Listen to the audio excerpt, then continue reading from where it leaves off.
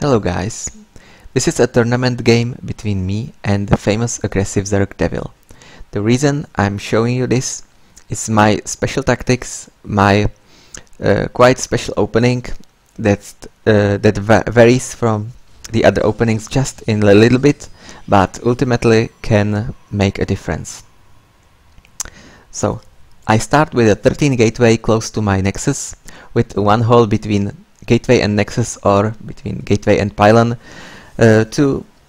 for a zealot in case I was being rushed by 6 pool, 7 pool, 8 pool or something like that. After that I'm gonna mine gas in from 2, which is not very common, and the reason is my goal is to harvest 200 gas before the nexus, so I can make zealot, stalker, mothership core, and of course warp tech before my nexus, and I'm gonna pressure with those units. Most players don't do that because they prefer a faster nexus, but I think when you skip your units you are more vulnerable to all-in, and also in some cases you are unable to stop fast third base from zerg. But when you make a fast mothership core and a stalker, you are able to pressure much effectively, and you are able to stay on the map for the whole time you're making your economy, and the zerg is more unsure of what you are doing. In many cases I'm also able to stop third hedge going down on the standard timing of 6:30, which is usually not possible with the standard gateway nexus opening. So you can see I'm harvesting gas with 3 and 3 for start, and then when I have 150 I'm gonna mine with 3 and 2, and when I'm reaching 200 gas I'm gonna send some probes back to the minerals, so I'm mining with 16, and then I'm gonna rally my probes again to the simulators. It sounds maybe complicated, but it's not so hard to learn to when you get used to it. The point is, as you need 200 gas as soon as possible, and after you have 200 you need to boost your mineral income and to have a nexus and, you know, 2 gateways. He's trying to send 2 zerglings in my main, but he wasn't successful, and right now I'm gonna make some pressure with zealot, stalker and a mothership core. It is calculated that before the warp tech is done I'm able to make 3 probes and 2 sentries and 2 gateways. It took me some time to calculate it, well, because I'm not much of a theory guy, and I learn as I play. But it is necessary to make 2 sentries before your warp gate tech, so you don't die to early zerling all-ins. As you can see, my pressure is not very strong here because I decided to go back with my stalker to kill an overlord. I think it was worth it in this situation. Meanwhile, I rallied my probe production into assimilators, so it's again 3 and 3. And after 16 probes in my mineral line, I'm gonna rally to my expansion. So since I wasn't on the map as planned, DeViL put faster base.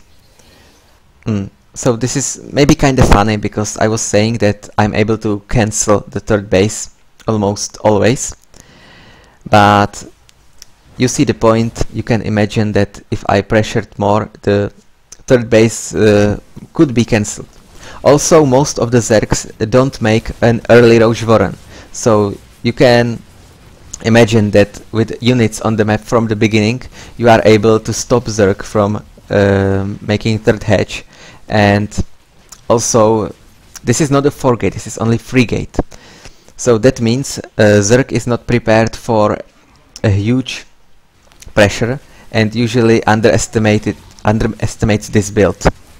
But even from 3 gate you are able to cancel a third base if your opponent doesn't make roaches.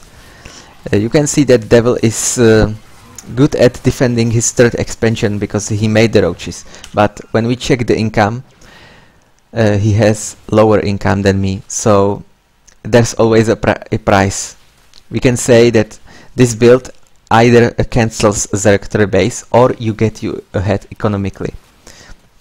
This is the situation where zerg is able to defend with roaches, lynx and queens, but the losses from him were huge, and still I'm able to pressure and I'm able to make a little bit of economy in my main base. You can check the income is only now the income is equal, and I'm still forcing my opponent to make few unnecessary units. Well, the loss of the stalker was also unnecessary. Meanwhile, I'm gonna make my robo and forge, and of course, since I see my opponent is so roach heavy, I'm gonna make an quite simple immortal sentry all-in. The beauty of this build is that you can pressure your zerg from the start and you can react upon of what he's doing. If you see your opponent is going only zerglings, you can go even simple 6 gate zealots, or you can go zealots and slow zealots and archons if you see your opponent is making banelings. You can go DTs, you can even go Stargate and 1 oracle in his main. You can go robo and immortal sentry. The beauty of this build is that you are active on the map. You are active from the beginning. Your build is not as easily readable. You're not going 4 gate as Naniva did, because 4 gate after expansion is easily scoutable and it's more all in. This is only 3 gate and it is able to make almost as much pressure as the 4 gate, and it stays more unpredictable. So this push wasn't really good. Well, this is a mistake. This was a mistake for me to go on creep, because I was in a good position and now I lost all of my units, and I even lost my mothership core, which was a really bad move. But still I have sentries with a lot of mana saved, and I have immortal production going on, and I know that my opponent was in low economy and just now he made a lair, and he's heavy on roaches and lynx, which are units that I can deal with.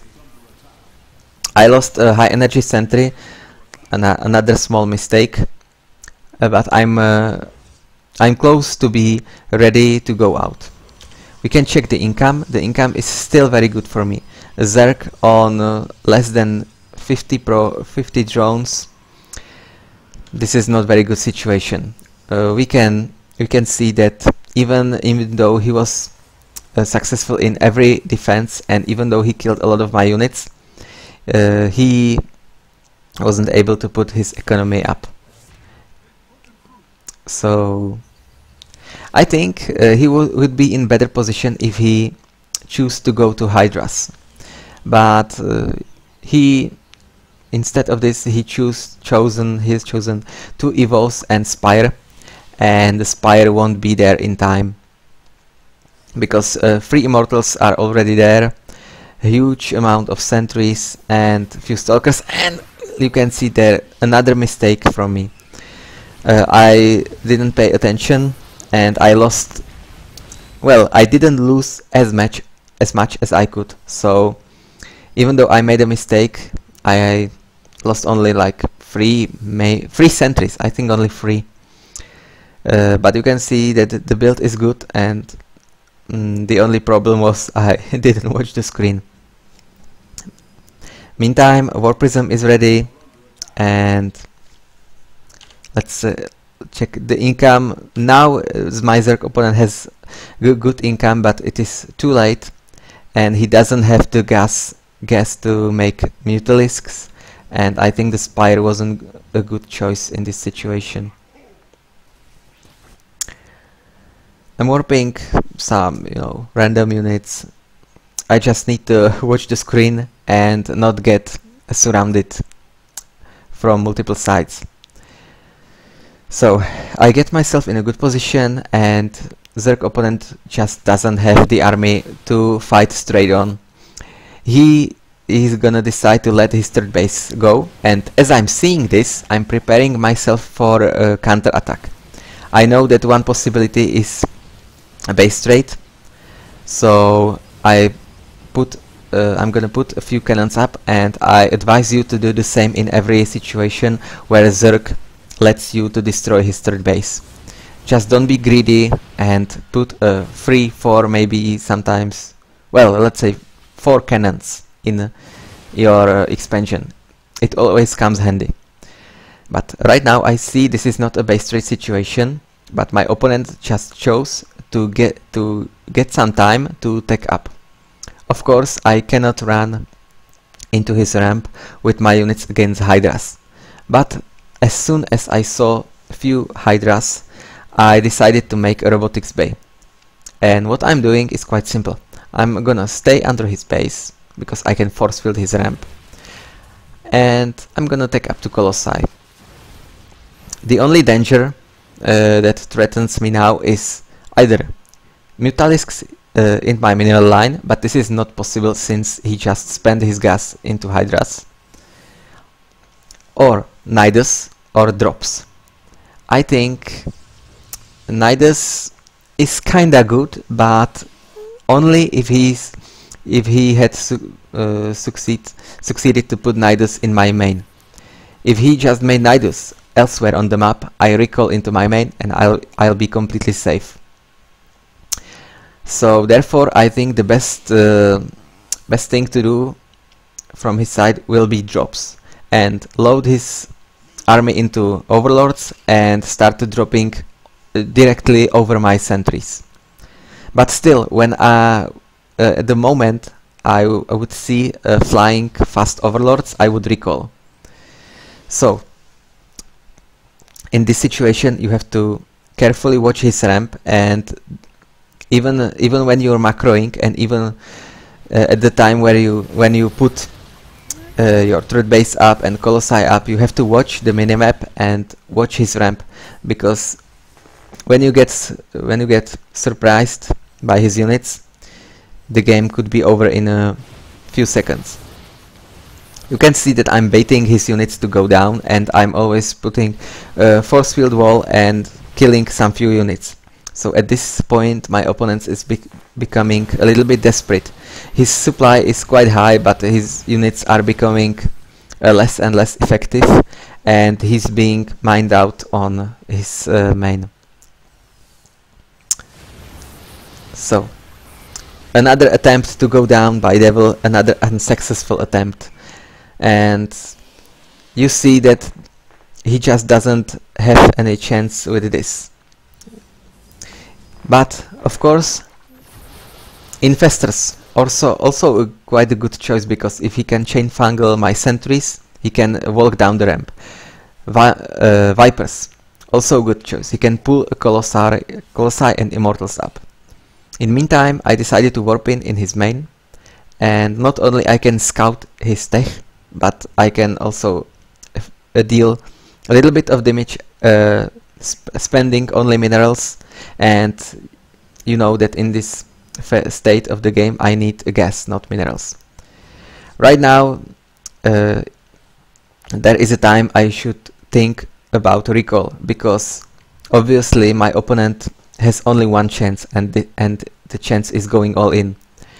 Also, I think it's a very good choice to put a Dark Shrine down, because in situation where something goes wrong with my main army, I can always warp in DTs in his main, and he will be defenseless 100%, because he's going all in. So I saw a few Vipers, and I saw my Colossus is being pulled up. My army is really strong in this position. I can still force field the ramp, and I can still defend, but I made a little bit of mistake, and I let him go down the ramp, so I recalled. I think I should have recalled anyway, even though if I didn't let him down on the ramp, there is at this state of the game, at this stage, there's no reason to stay in his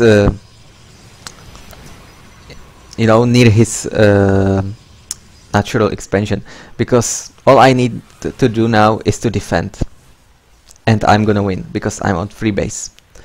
So I have Storm, no, well, almost Storm, and you know, just too strong army.